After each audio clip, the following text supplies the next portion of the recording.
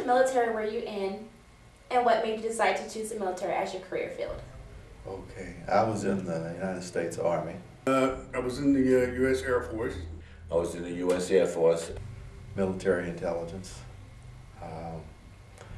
I chose that because that was that was the only one ROTC branch of the college that I went to, which was Lincoln University in Missouri.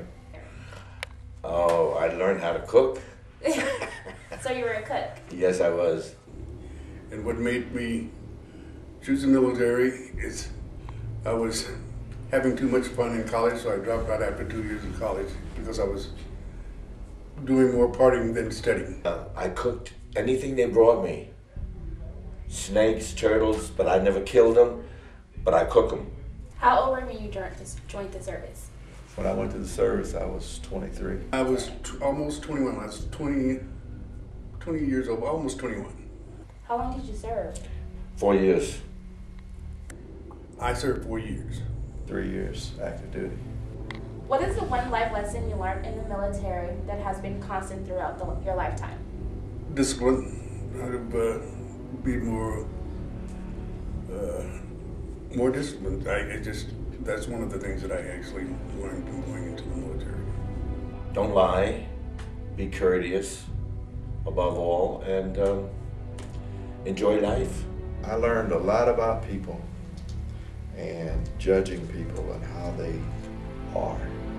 And because of the nature of my duties when I was on active duty, being in intelligence, I learned a lot about watching people and learning how they are and whether or not they're telling me what I really want to know. What skills did you learn in the military? I learned now retired.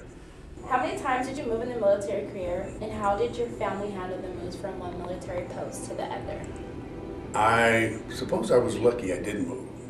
About 6 times in 3 years. Oh, I moved about 5 or 6 times, and my family, of course, I wasn't married. Military post made the most impact on your personal and professional, and why? Oh, I think the post, they shipped me up to Watertown, New York. We were 500 cooks feeding the 224th Infantry Division and the 74th Airborne Division out of Tennessee. So we were cooking for them, and that those guys went through hell. We had 50 inches of snow in Watertown, New York, the time I was up there. And we couldn't get out of our barracks. We had to go upstairs to the 2nd story and climb out the window and jump into the snow to get to our mess hall so that we can feed the boys. Oh, I would say Fort Holabird, Maryland, which was where the intelligence school was. Have you kept any keepsakes from your military career, and if so, what are they? Keepsakes, yeah, I kept a jungle bush hat that I used to wear all the time with my rank on it. No, mostly just pictures from buddies and friends that I had in the military. I still have pictures of that. My discharge. That's my keepsake. When I finally got an honorable discharge. What would you like people to remember about your contribution to the military? During that period of time, make sure that